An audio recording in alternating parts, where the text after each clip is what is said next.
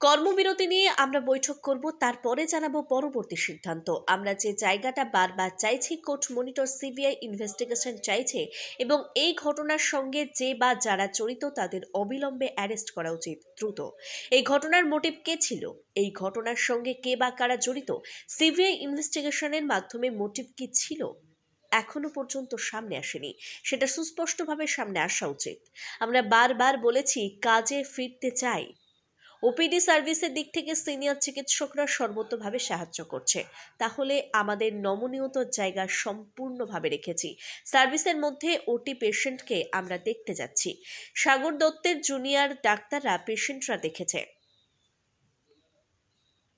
যদি বলা হয় জুনিয়র ডাক্তাররা পেশেন্টকে দেখেনি, তাহলে ওয়েস্ট বেঙ্গল জুনিয়র ডক্টর ফ্রন্টের প্রতিনিধি হিসেবে বলবো এটা সম্পূর্ণ ভুল। এই 7 জনের তালিকা আইনজীবীর সঙ্গে কথা বলে জানাতে পারবো যে 7 জনকে সাসপেন্ড করার কথা বলা হচ্ছে। হসপিটালে কাঠামোগত যদি ঠিক না হয়, তাহলে কি করে একজন চিকিৎসক রোগীকে চিকিৎসা করবে? সাগর দত্ত রামপুর হাটে যদি এগুলোকে বলি বিচ্ছিন্ন ঘটনা, তাহলে নিরাপত্তা নিয়ে প্রশ্ন উঠছে। স্বাস্থ্যের যে বেহাল অবস্থা, সেটা লুকিয়ে রেখে জুনিয়র ডাক্তারদের আন্দোলনকে কালিমালিপ্ত করার কোনো মানে নেই। রাজ্যের কাছে আমরা যে দাবিগুলো রেখেছি সেগুলো যদি পরিপূর্ণ হয়, তাহলে এই সমস্যার সমাধান হবে। প্যানজিবি বৈঠকের পর পরবর্তী সিদ্ধান্ত নেওয়া হবে। যে বিষয়টা বলা হচ্ছে যে কর্মবিরতি নিয়ে আমরা এক্ষুনি বসে আমাদের কর্মবিরতি সম্পর্কে যাবতীয় যা সিদ্ধান্ত আমরা রাখবো। যেটা আদালতে বলা হলো, যে আদালতে যেটা বলা হলো যে আমাদের দিক থেকে কাজে essential ফেরার service- বিষয়, সব রকম সার্ভিসে যোগ দেওয়ার বিষয়টাতে জোর দেওয়া হলো। আইপিডি ওপিডি সব সার্ভিসে যোগ দেওয়ার প্রসঙ্গটা আবারও তুললেন চিফ জাস্টিস অফ ইন্ডিয়া। কি ভাবে দেখছেন এই? আমরা যে জায়গাটা বারবার চাইছি যে কোর্ট মনিটর সিবিআই ইনভেস্টিগেশন মাধ্যমে কেন আমরা কর্মবিরতি করছি, তাহলে এই কর্মবিরতির প্রশ্ন হচ্ছে যে এই ঘটনার সাথে যে বা যারা জড়িত তাদের অবিলম্বে আইডেন্টিফাই করা এবং অ্যারেস্ট করা প্রয়োজন, এটা আমরা জুনিয়র চিকিৎসকরা মনে করি। দ্বিতীয়ত, আজকেও কোর্টের অন্দরে যে জায়গায় এলো যে এই ঘটনার সাথে যে বা যারা জড়িত তাদেরকে যদি অ্যাবসেন্ট করা না যায়, তাদেরকে যদি সাসপেন্ড করা না যায়, তাহলে জুনিয়র ডাক্তাররা কীভাবে সেলফ ফিল করবে? তাহলে সেই জায়গা থেকেই আমরা আমাদের বলার যেটা, যে এই ঘটনা 9 তারিখের যে ঘটনা ঘটেছে, সেই ঘটনার সাথে কে বা কারা জড়িত, এই ঘটনার মোটিভ কী ছিল, সিবিআই ইনভেস্টিগেশনের মাধ্যমে এই জায়গাটা আমরা জানতে চাই, তাহলে আমরা সুরক্ষিত ফিল করব। আইপিডি ওপিডি নিয়ে যে আমরা এসেনশিয়াল সার্ভিস শুরু করেছি, আমরা কাজও করছি। ওপিডি পরিষেবার দিক থেকে আমাদের সিনিয়র চিকিৎসকরা দিচ্ছেন, ওপিডি পরিষেবা চলছে। আমাদের কর্মবিরতি সম্পর্কে যাবতীয় যা সিদ্ধান্ত, আমরা 5টার সময় অলরেডি মিটিং, 6টার সময় অলরেডি মিটিং ডেকেছি। সেই মিটিং সম্পর্কে যা সুনির্দিষ্ট কর্মসূচি উঠে আসবে সেটা আপনাদের কাছে রাখবো। কিন্তু আদালত আরো একটা বিষয় বলছে যে এই প্রসঙ্গটা উঠে এলো আলোচনায়, যে অনেকে এখনো পর্যন্ত হাসপাতালে কাজে রয়েছেন যারা এই ঘটনায় অভিযুক্ত। আপনারা সেই বিষয়ে আপনাদের একদমই তাই। তাহলে শুরুর দিন থেকে আমরা যেটা বলে আসছি যে এই ঘটনায় যে বা যারা জড়িত বা যাদেরকে সন্দেহের জায়গাতে আসছে তাদেরকে ইমিডিয়েট আইডেন্টিফাই করা এবং অ্যারেস্ট করা, না হলে আমরা সুরক্ষিত ক্যাম্পাসের মধ্যে কীভাবে ফিল করব? তাহলে আরজি করের কাছে এই ঘটনা যেমন সত্য, সেই জায়গা থেকে আমরা বারবার চেয়েছি যে এই ঘটনার মোটিভ কী, সেই মোটিভকে সামনে আনা এবং এই ঘটনার সাথে যে বা যারা জড়িত তাদেরকে অবিলম্বে অ্যারেস্ট, মানে আইডেন্টিফাই করা এবং অ্যারেস্ট করা, কোর্ট সিবিআইয়ের যে ইনভেস্টিগেশন চলছে তার মধ্য দিয়ে। তাহলে সেই জায়গা থেকে আজকে কোর্ট যদি মনে করে, মহামান্য সুপ্রিম কোর্ট যদি মনে করে যে এই ঘটনার সম্পর্কে যাবতীয় তথ্য দিয়ে তাদেরকে অ্যারেস্ট করা প্রয়োজন, তাহলে সেটাকে ওয়েলকাম, অবশ্যই তাদেরকে welcome। তারা যে পদে যারা রয়েছেন তাদের কি সেই পদে রেখে তদন্তকে এগিয়ে নিয়ে যাওয়া নিরপেক্ষভাবে সম্ভব নয়?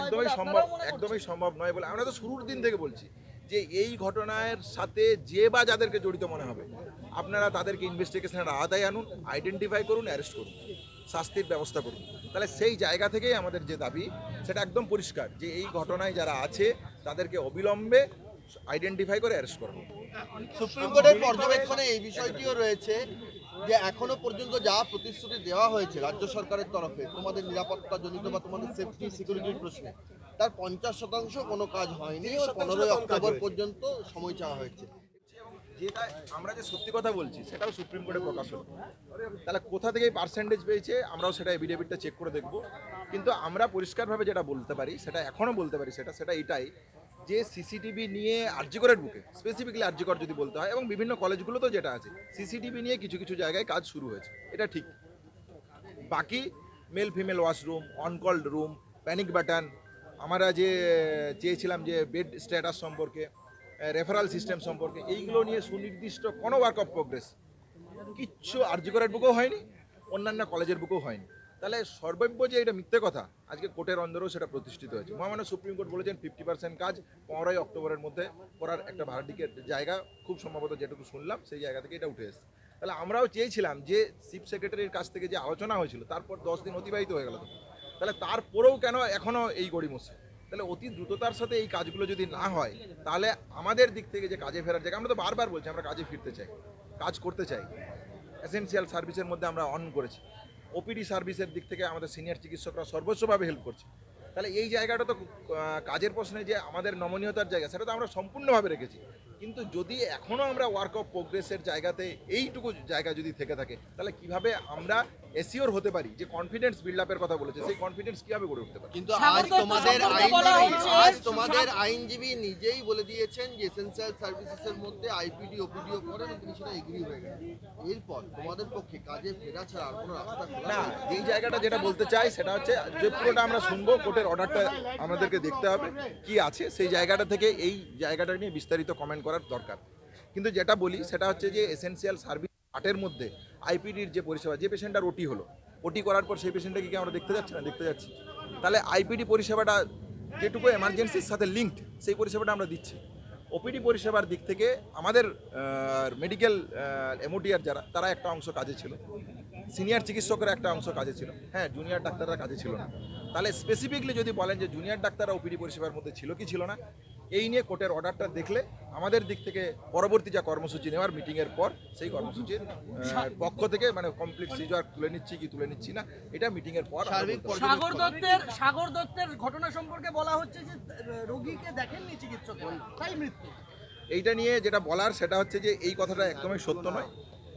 একজন রুগী ভর্তি হচ্ছে একটা মেডিসিন ফিমেল ওয়ার্ডে, তাহলে একজন চিকিৎসক না দেখে কীভাবে ভর্তি হলো? তাহলে এই কথাটা একদমই মিথ্যে কথা। এবং যে কথাটা মানে এই কথাটা পুরোপুরি সত্য নয়। যে জায়গাটা থাকছে যে ওপিডিতে ভর্তি হওয়ার পর সেখানে যে হাউস স্টাফ ছিল, পিজিটি ছিল, আরে আমরা তো সেখানকার যারা জুনিয়র ডাক্তার ছিল তারা সেই পেশেন্টকে অ্যাটেন্ড করেছে, তারা সেই পেশেন্টকে দেখেছে। দেখার পর যে সমস্যাটা তৈরি হলো, পেশেন্ট যখন ক্রিটিক্যাল হলো, সেই তাকে যখন ক্রিটিক্যাল কেয়ারের বেডের প্রয়োজন হলো, সেই জায়গায় বেড নেই কেন? তাহলে এই বেড সংখ্যা হসপিটালের মধ্যে নির্ভর করে কার দ্বারা? তাহলে রাজ্য প্রশাসন যদি আজকে বেডের ক্রিটিক্যাল কেয়ারের বেডের অপ্রতুলতার দায় যদি জুনিয়র ডাক্তারদের কর্মবিরতিকে দেয়, তাহলে তো তাদের যে মানে ইনফ্রাস্ট্রাকচারগত যে ল্যাকের প্রশ্ন, সেই প্রশ্নটাই তো তারা চিহ্নিত করছে। আবার যদি বলতেই হয় যে জুনিয়র ডাক্তার এই পেশেন্টকে অ্যাটেন্ড করলো না, তাহলে জুনিয়র ডাক্তার ছাড়া একটা মেডিকেল কলেজে আর কোনো চিকিৎসক নেই। তাহলে হেলথ রিক্রুটমেন্টের কি অবস্থা, সেই অবস্থাটাও আমাদের রাজ্য প্রশাসনের কাছে বার্তা থাকবে। তাহলে এই জায়গাগুলোকে নিয়ে সবটা বলা উচিত। যদি এইটা বলা হয় যে জুনিয়র ডাক্তার পেশেন্টটাকে দেখেনি, আমি junior doctor, West Bengal junior doctor ফ্রন্টের সদস্য হিসেবে আমি মনে করি এই কথা সম্পূর্ণরূপে সত্য নয়। এর আগে 7 জনকে মৃত্যু- সাসপেন্ডের দাবি তোলা হয়েছে। রাজ্য বলছে যে সিবিআই তালিকা দিক। সেই 7 জন কারা যাদের সাসপেনশন চাইছেন আপনারা? তদন্ত নিরপেক্ষ হবে না তাদের নামে? এই 7 জনের যে তালিকার কথা বলছেন, এটা আমাদের অ্যাডভোকেটের সাথে কথা বলে তারপরে আমি বলতে পারবো। এই মুহূর্তে আমার জানা নেই। না, এর আগে রাজ্য সরকারের তরফে যখন সুপ্রিম কোর্টে মৃত্যুর সংখ্যা দেওয়া হয়েছিল সেটা নিয়ে তোমরা বিভ্রান্তি ব্যক্ত করেছিলে। আজ সাগর দত্ত যে ইস্যুতে আবার একটা মেডিকেল কলেজে কর্মবিরতি চলছে এবং তোমরা জানিয়েছিলে যে তোমরা কি করবে পরবর্তী ক্ষেত্রে সিদ্ধান্ত নেব, সেই ক্ষেত্রে রাজ্য সরকারের তরফে তোমরা বলছো যে ঠিক তথ্য তুলে ধরা হলো না, এটা অসত্য তথ্য তুলে ধরা হলো না। বারবার এই ঘটনাগুলো ঘটছে কেন? কোথাও তো এটাও তো আস্থার ঘাট। আস্থার জায়গা, একদমই তাই, একদমই তাই। যেটা হচ্ছে যে যদি একটা ডক্টর এবং পেশেন্টের মধ্যে সম্পর্কের বিল্ড আপ করতে হয়, তাহলে দুটো জিনিস লাগে। এক হচ্ছে ইনফ্রাস্ট্রাকচার, আর এক হচ্ছে সদিচ্ছা।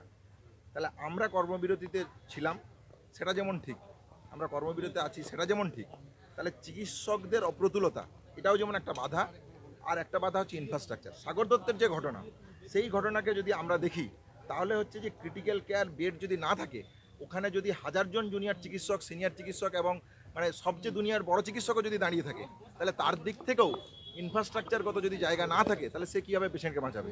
সে তো ভগবান নয়, সে একজন চিকিৎসক। তার জায়গা থেকে তার সুস্পষ্ট কিছু জিনিস প্রয়োজন হয় একজন মানুষের চিকিৎসা করতে গেলে। ওষুধ লাগে, ইনফ্রাস্ট্রাকচার লাগে। তাহলে সেই ইনফ্রাস্ট্রাকচার যদি ক্রিটিক্যাল কেয়ার বেড না পায়, যদি পেশেন্টকে ইন্টুবেশন করতে হয়, তার ইনস্ট্রুমেন্ট জিনিসপত্র যদি না পায়, তাহলে সে সেইখানে কীভাবে তার চিকিৎসা কন্টিনিউ করবে? তাহলে এই জায়গাটাকে অ্যাভয়েড করে যদি যায় তাহলে আমরা মনে হয় সাগর দত্তের যে ঘটনা ঘটেছে তার সাথে জাস্টিফাই করা হবে না। পাশাপাশি যেটা বলার, সিএনএমসিতে যে কালকে যে ঘটনা ঘটেছে, আজকে সকালবেলা রামপুরহাটে যে ঘটনা ঘটেছে, তাহলে এই ঘটনাগুলোকে যদি আমরা বলি বিচ্ছিন্ন ঘটনা, সাগর দত্তের যদি 30 থেকে 35 জনের লোক হসপিটালের ভিতরে ঢুকছে, সিস্টারদের গায়ে হাত তুলছে, চিকিৎসকদের গায়ে হাত তুলছে, আয়াদের গায়ে হাত তুলছে, জিডিএদের গায়ে হাত তুলছে, এই জায়গা যদি হয় তাহলে সিকিউরিটির প্রশ্ন কোথায়?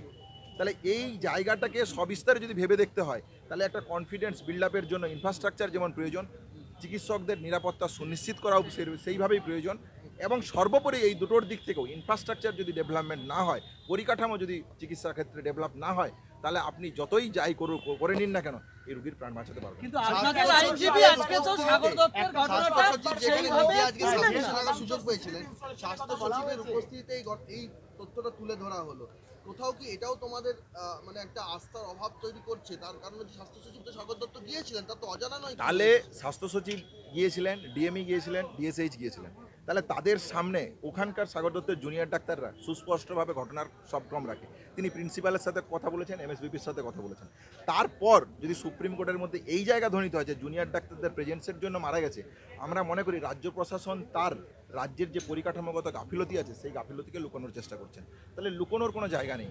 আপনারা তাদের সামনে ওখানকার সাগর দত্তের জুনিয়র ডাক্তাররা সুস্পষ্টভাবে ঘটনার সব ক্রম রাখে। তিনি প্রিন্সিপালের সাথে কথা বলেছেন, এমএসবিপির সাথে কথা বলেছেন। তারপর যদি সুপ্রিম কোর্টের মধ্যে এই জায়গা ধ্বনিত হয় যে জুনিয়র ডাক্তারদের প্রেজেন্সের জন্য মারা গেছে, আমরা মনে করি রাজ্য প্রশাসন তার রাজ্যের যে পরিকাঠামোগত গাফিলতি আছে সেই গাফিলতিকে লুকানোর চেষ্টা করছেন। তাহলে লুকানোর কোনো জায়গা নেই। আপনারা ওপেন ডিসকাশনে আসুন। স্বাস্থ্যের যে বেহাল দশা সেটা রাজ্যবাসীর জানতে আর বাকি নেই। তাহলে এইটা লুকিয়ে রেখে আমাদের আন্দোলনকে কালিমালিপ্ত করার কোনো মানে হয় না। আমরা মনে করি যে আমাদের দিক থেকে যে দায়বদ্ধতার জায়গা, সেই দায়বদ্ধতার জায়গা আমরা রেখেছি, ভবিষ্যতেও রাখবো। রাজ্য প্রশাসনের দিক থেকে আমাদের যে সুনির্দিষ্ট তালিকা আমরা চেয়েছি, সেফটি সিকিউরিটির প্রশ্ন, থ্রেড কালচারকে কেন্দ্র করে এবং বিচারের প্রশ্নে যা যা দাবি চেয়েছি, সেই দাবি যদি পরিপূর্ণ হয় তাহলে এই সমস্যার সমাধান হবে। আপনারা আজকে আপনাদের আইনজীবীর তরফে আজকে এই প্রসঙ্গটা তোলাই হলো না। না হলো না তো, তাহলে সত্য ধ্বনিত হলো না তো সুপ্রিম কোর্টে। তাহলে সেই জায়গার জন্যই আমি তো বলছি যে সত্য কীভাবে আসতে পারে। তাহলে সাগর দত্তের ঘটনায় সত্য যে প্রতিফলিত হলো না সেটা তো পরিষ্কার মানে রাজ্যের পক্ষ থেকে সেই জায়গায় রাখা হলো। কিন্তু আপনাদের লয়ারও তো এই প্রসঙ্গটা, সাগর দত্তের প্রসঙ্গটা আদালতে তুললেন না, প্রসঙ্গ তুললেন করুণানন্দ।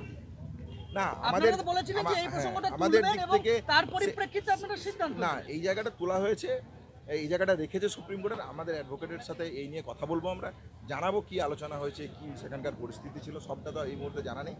তাহলে এইটা জেনে বাকি ডিটেলসটা আমরা বলতে পারবো। তাহলে আপনি যার পরিপ্রেক্ষিতে আপনাদের আন্দোলন, রাজ্যের তরফ থেকে যে কথা বলা হলো সুপ্রিম কোর্টে যে মাত্র কিছু শতাংশ সিসিটিভি হোক বা সার্বিক সেফটি সিকিউরিটির প্রশ্নে যে কাজ, সেই কাজ করা হয়েছে। 15ই অক্টোবর অব্দি সময় চাওয়া হচ্ছে, যেখানে আদালতকেও প্রশ্ন করতে হচ্ছে। আপনারা একটা দিন বলেছিলেন, আজকে আবার বলছেন 15ই অক্টোবর। আদৌ 15ই অক্টোবরের মধ্যেও রাজ্য কাজ শেষ করতে পারবে?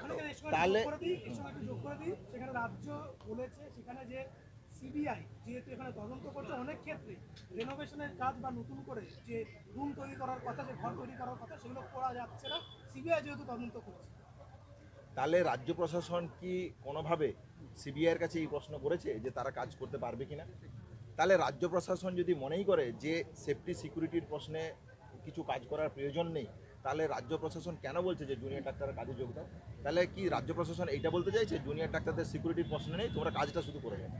তাহলে এইটা যদি হয় তাহলে তো আমাদের সাথে কনফিডেন্স বিল্ড আপের প্রশ্নে তারা আসতেই রাজি নয়। তাহলে এই কথাটা আমার মনে হয় সর্বব্য মিথ্যে, মানে ভুল, সত্য নয় কথা বলে আমার মনে হয়। পাশাপাশি আপনারা যে কথাটা বলছেন যে সেফটি সিকিউরিটির প্রশ্নে ডেটের পর ডেট, এটা আমরা চাইছি না। আমরা যেটা চাইছি সেটা হচ্ছে এইটা যে সেফটি সিকিউরিটির প্রশ্নে সুনির্দিষ্ট চিফ সেক্রেটারির সাথে কথা বলার পর যে ডাইরেক্টিভগুলো এসেছিল সেই ডাইরেক্টিভগুলোর বাস্তবায়িত রূপ আমরা দেখতে চাই। আপনারা আগের দিন বলেছিলেন যে আপনারা আজকে শুনানির পর অগ্রগতি দেখে, গতি প্রকৃতি দেখে আপনারা সর্বাত্মক কর্মবিরতির ব্যাপারে সিদ্ধান্ত নেবেন। তো আজকে শুনানির পর এবার আপনাদের পদক্ষেপটা কি হবে? আদালত বলছে আপনারা সব রকম পরিষেবায় ফিরে আসবেন। সব রকম পরিষেবায় ফিরে আসবো কি আসবো না সেটা আমরা আমাদের ওয়েস্ট বেঙ্গল জুনিয়র ডক্টরস ফ্রন্টের যে মিটিং, সেই মিটিং থেকে সিদ্ধান্ত নিয়ে আপনাদের জানাবো।